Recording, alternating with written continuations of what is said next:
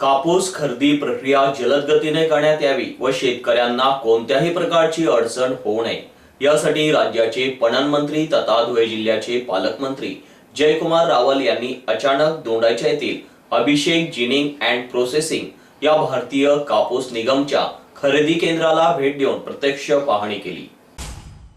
यावेळी जयकुमार रावल यांनी कापूस नोंदणी, स्लॉट बुकिंग व प्रत्यक्ष खरेदी प्रक्रिया यांचा सविस्तर आढावा घेतला।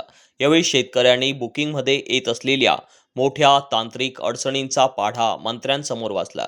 यावेळी त्यांनी शेतकऱ्यांचे म्हणणे ऐकून घेतले। शेतकऱ्यांच्या तक्रारीची दखल घेत मंत्री जयकुमार रावल यांनी तत्काळ संबंधित अधिकाऱ्यांशी दूरध्वनीवरून संपर्क साधला आणि त्यांची कडक शब्दात झाडाझडती घेतली। यावेळी त्यांनी शेतकरी बांधवांना कुठल्याही प्रकारची तांत्रिक अडचण येणार नाही यासाठी आवश्यक ते नियोजन करावे अशा सूचना केल्या। यावेळी पालकमंत्र्यांनी संबंधित अधिकाऱ्यांना शेतकऱ्यांनी पिकवलेला कापूस शासनाच्या किमान हमीभाव योजनेत वेळेत विकला गेला पाहिजे ही शासनाची भूमिका आहे। शेतकऱ्यांनी साठवलेला कापूस विक्री करताना कुठलीही अडचण येणार नाही यासाठी यंत्रणेने आवश्यक ती काळजी घेऊन उपाययोजना कराव्यात। तसेच कापूस खरेदी प्रक्रिया अधिक पारदर्शक जलद करण्यात यावी।